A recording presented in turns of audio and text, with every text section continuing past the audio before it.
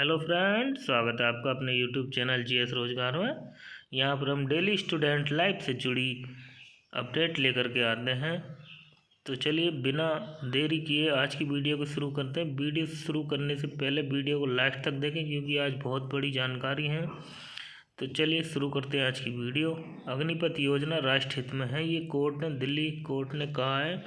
दिल्ली उच्च ने देख लेते हैं क्या कहा है। दिल्ली उच्च न्यायालय ने सोमवार को सैन्य बलों में अग्निवीरों की भर्ती के लिए केंद्र सरकार द्वारा शुरू की गई अग्निपथ योजना की संवैधानिक वैधता को चुनौती देने वाली याचिकाओं को खारिज कर दिया गया है। न्यायालय ने कहा है कि ये योजना न सिर्फ राष्ट्र हित में बल्कि सेनाओं की ज़रूरतों को ध्यान में रखते हुए सैन्य विशेषज्ञों की राय में तैयार किया गया है। मुख्य न्यायाधीश सतीश चंद्र शर्मा और न्यायमूर्ति सुब्रमण्यम प्रसाद की पीठ ने अग्निपथ योजना को लागू करना सरकार का नीतिगत मसला है और इसमें कोई हस्तक्षेप नहीं किया जाना चाहिए।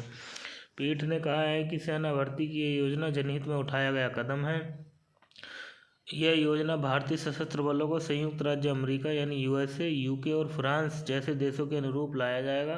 पीठ ने इसे सरकार का नीतिगत फैसला बताते हुए कहा है कि राष्ट्रीय सुरक्षा के फैसले विचार करने के बाद लिए जाते हैं। और जो एक रिट और पड़ी हुई थी, पिछली भर्ती योजना के अनुसार नियुक्ति नहीं दी जाएगी। कोर्ट ने साफ साफ दिल्ली हाई कोर्ट ने मना कर दिया। हो सकता है कि अब सुप्रीम कोर्ट में रिट लगाई जाए, लेकिन ऐसी उम्मीद बिल्कुल भी नहीं लग रही है कि जब तक ये सरकार रहेगी तो अग्निपथ योजना हट सकती है। कांग्रेस ने कहा है कि अगर वह सत्ता में वापस आएगी तो पुरानी बहाल की जाएगी, पुरानी जैसे भर्ती होती थी पिछली भर्ती ऐसे ही। तो चलिए अगली खबर पर बात कर लेते हैं, देख लेते हैं अगली खबर कहाँ से आ रही है। यूपी बोर्ड से खबर आ रही है कि 3.5 लाख ने परीक्षा छोड़ दी, 11 सोल्वर पकड़े गए हैं। कल का दिन यूपी बोर्ड के लिए 3 संवेदनशील पेपर थे, तो प्रशासन के लिए चुनौती था। आज ये देख लेते हैं, यूपी बोर्ड के हाई स्कूल और इंटरमीडिएट की लिहाज से सबसे महत्वपूर्ण दिन सोमवार को तीनों संवेदनशील विषयों की परीक्षाएं शांतिपूर्वक संपन्न हो गई। हाई स्कूल की विज्ञान की परीक्षा थी और दूसरी पाली में जीव विज्ञान और गणित की परीक्षा में पंजीकृत 15,84,418 परीक्षार्थियों में से 1,21,070 गैर हाजिर रहे। प्रदेश भर में स्ट्रांग रूम पर होती रही छापेमारी। आपको बता दें कल 3 इम्पोर्टेंट विषय थे और ये सकुशल संपन्न हो गई है, तो प्रशासन ने राहत की सांस ली है। चलिए चलते हैं अगली खबर पर। अब ये बहुत बड़ी खबर आ रही है। 2021 में जो 69,000 शिक्षक भर्ती हुए थे, हो सकता है आप लोग भी इसमें से कुछ हों जो मेरिट में ना आ गए हों। मैं तो था, मेरिट में नहीं आ पाया था।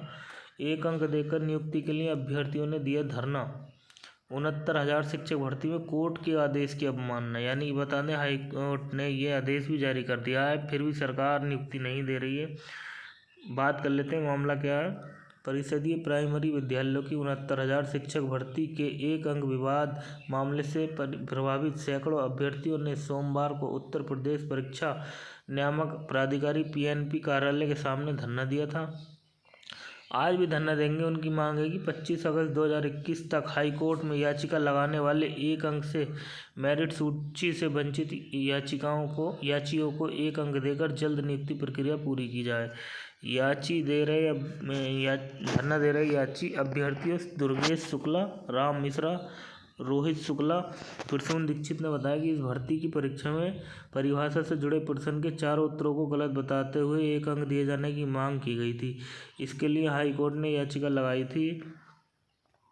कोर्ट ने 25 अगस्त 2021 को आदेश दिया था कि परिभाषा वाले प्रश्न पर देते हुए मेरिट में आ रहे याची अभ्यर्थियों को मेरिट सूची में शामिल किया जाए। इसके खिलाफ सरकार की ओर से सुप्रीम कोर्ट में अपील दाखिल की गई, जो करीब 4 महीने पहले खारिज हो गई। इसके बाद PNP सचिव ने 25 अगस्त 2021 तक के याची अभ्यर्थियों से ऑनलाइन आवेदन मांगे थे जिन्होंने रिट डाल रखी थी, लेकिन 1 महीने बाद भी प्रक्रिया पूरी नहीं है। इससे नाराज अभ्यर्थियों ने जल्द प्रक्रिया पूरी कर नियुक्त किए जाने की मांग को लेकर धरना दिया है। सोमवार को दिन भर धरने के दौरान अधिकारियों की ओर से कोई जानकारी नहीं दी गई है।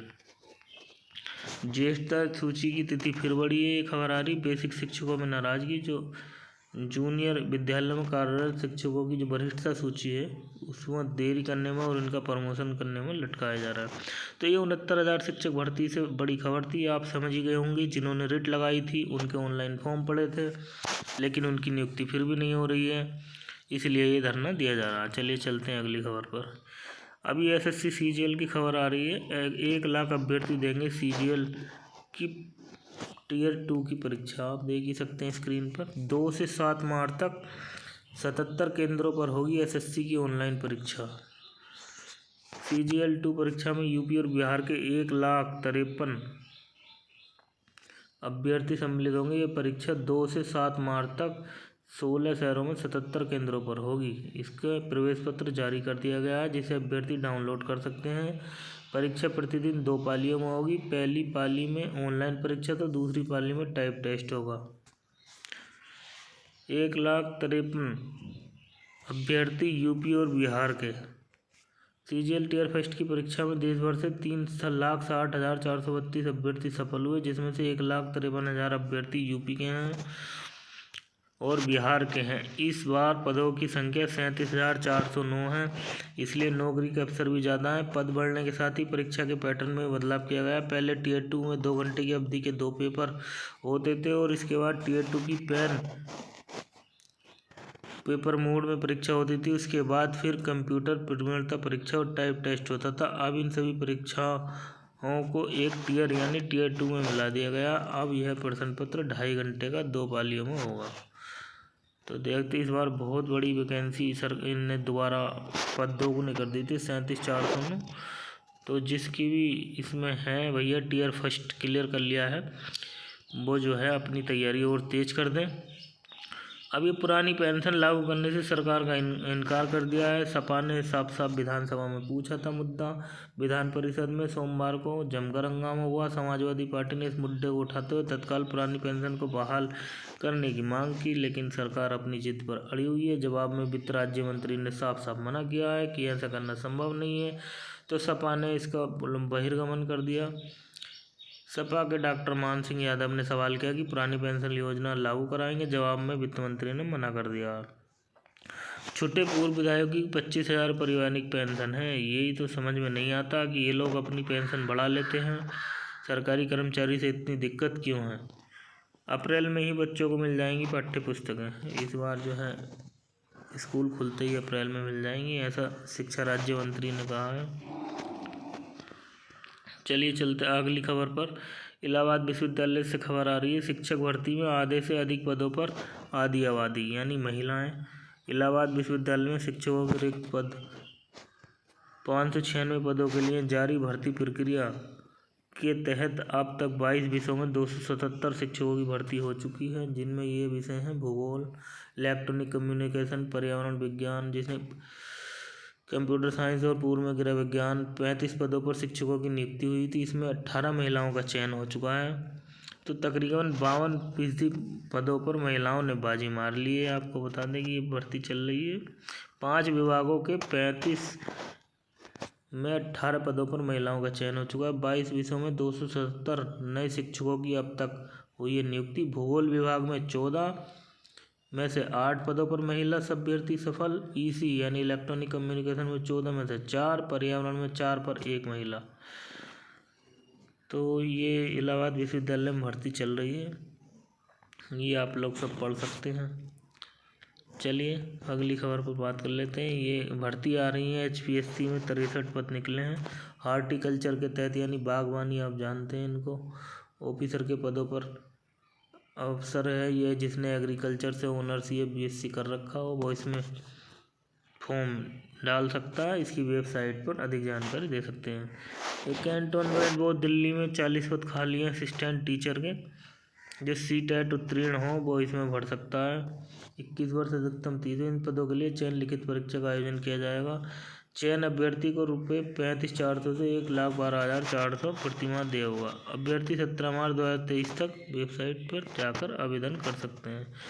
अभी UPSC ने पद निकाले एनफोर्समेंट ऑफिसर / अकाउंट ऑफिसर के आदि के पद निकाले हैं, जिसमें निर्धारित योग्यता इन्होंने बताई है कि ग्रेजुएशन, कंपनी लॉ आदि विषयों से डिप्लोमा एवं अन्य निर्धारित पात्रताएं होनी चाहिए। पात्रताओं से संबंधित जानकारी के लिए ऑफिशियल नोटिफिकेशन अवश्य देखें।